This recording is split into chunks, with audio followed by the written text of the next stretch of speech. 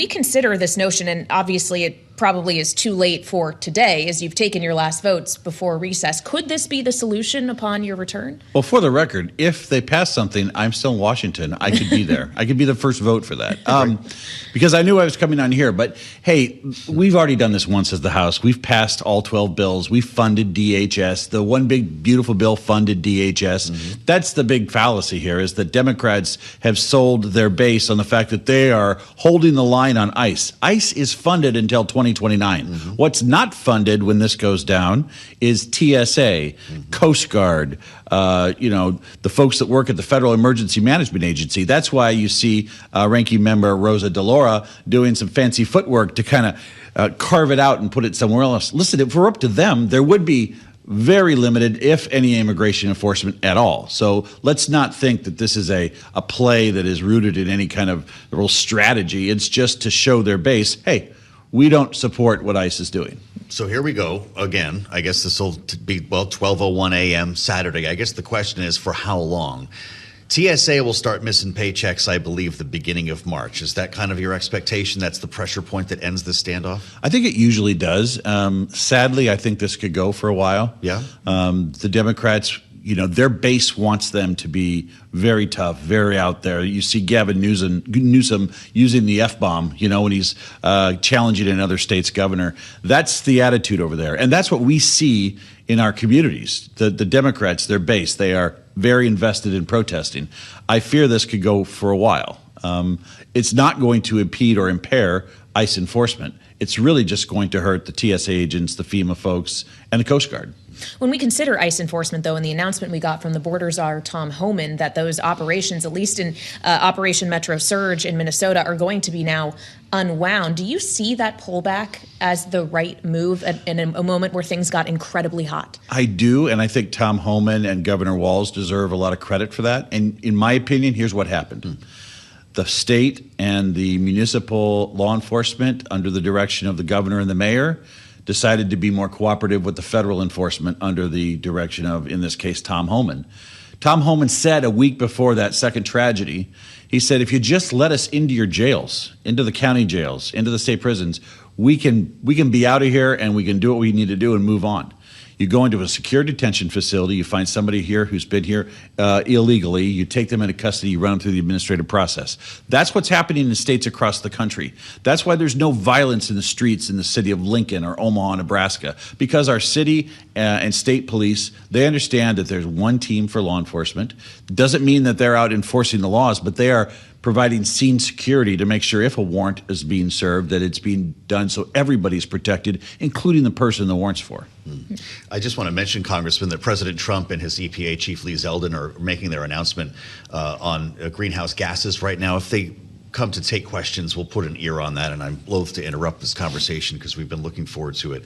I want to ask you about tariffs and this vote that we saw yesterday. 6, I believe, Republicans voted with Democrats to check the president on tariffs in Canada. Now that this threshold has come down, Democrats are promising a series of votes on different countries. What's going to happen, if anything, to the tariff regime? Or is this just a matter of putting Republicans on the record? I think this is not a lawmaking exercise. 3 things here. Number one, we're going to hear from the Supreme Court at some point in the first half of this year as to where they're at on tariffs. That could substantially change the landscape in a very meaningful long-term way. Yeah.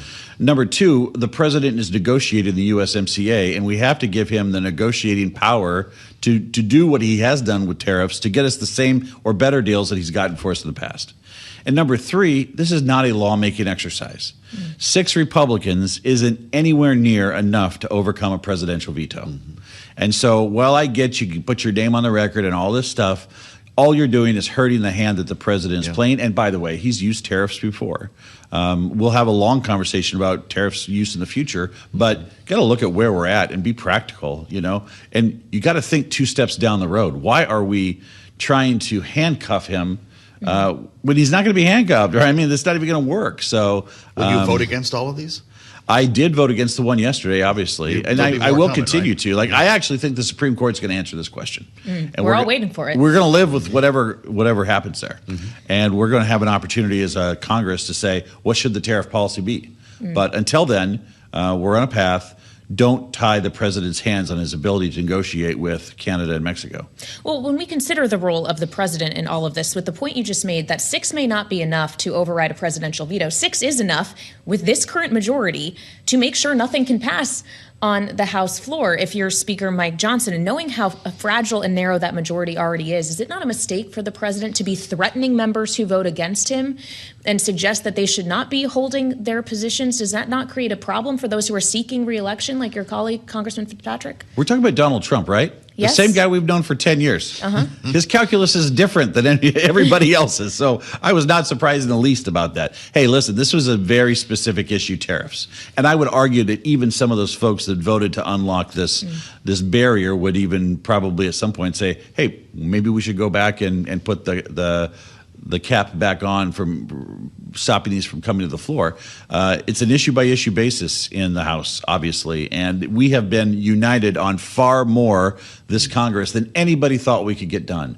The one big, beautiful bill, I mean, that alone, the fact that we passed 12 appropriations bills for the first time in over a decade to fund the government in regular order. It wasn't a backroom deal with the Speaker and the Minority Leader and the Senate Leader and the Dem Leader. It was done with all of us. So we have a record of getting things done in a tight majority. This was a one-off yesterday. But as the midterms get closer, for moderates specifically, is that not going to get harder to do, to get to 217, when some of these votes are going to be very politically tricky for these members? Yes.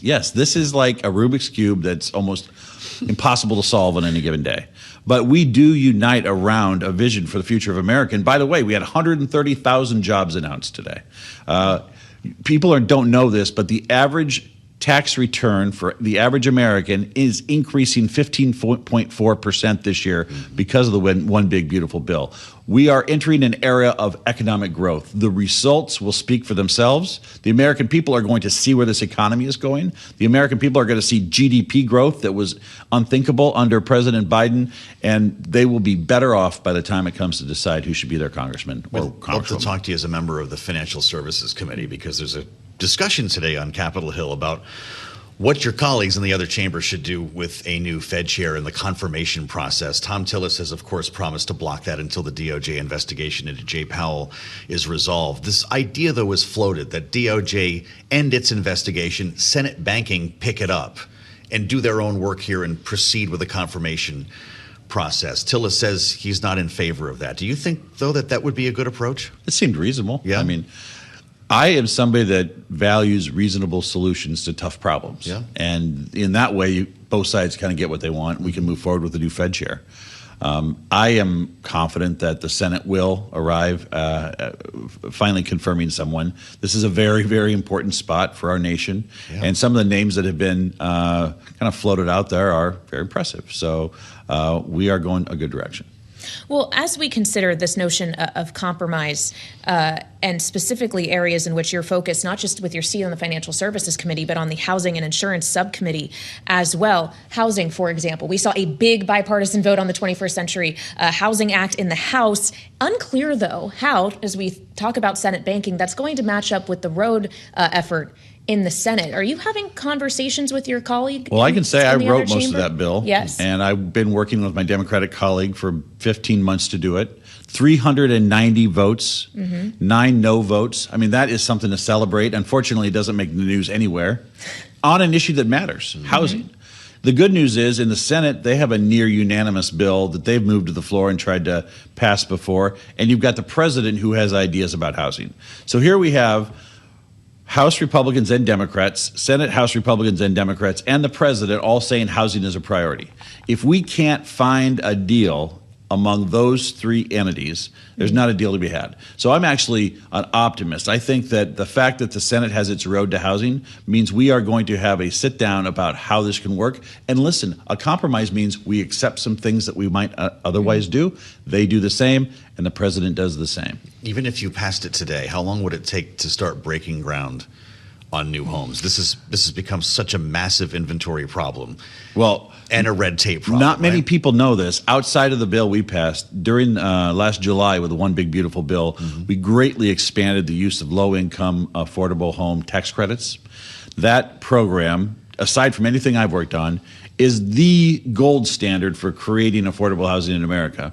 It will contribute to another 1.2 to 1.3 homes in America.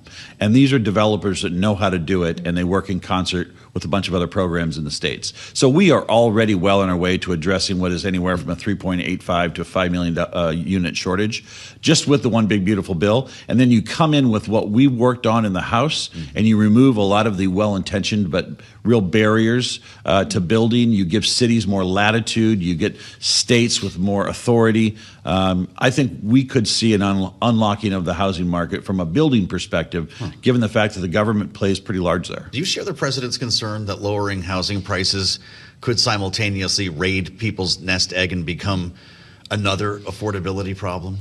Well, there's certainly to be said that most people's number one asset is their home. Yeah. I don't have any interest in seeing that go down. But when you have a 5 million unit shortage, one of the great things that we did with this bill this week is that it basically said to the manufactured home builder, you do not have to put a chassis in your house. These are stick-built homes that end up getting put on a foundation. The chassis does nothing than cause another $25,000 in cost. And what we need are homes across America that you can get into for $225,000 or $250,000. A new stick-built home in Columbus, Nebraska, not pre-manufactured, $415,000. That's not affordable to a family of two, no matter the overtime they're working.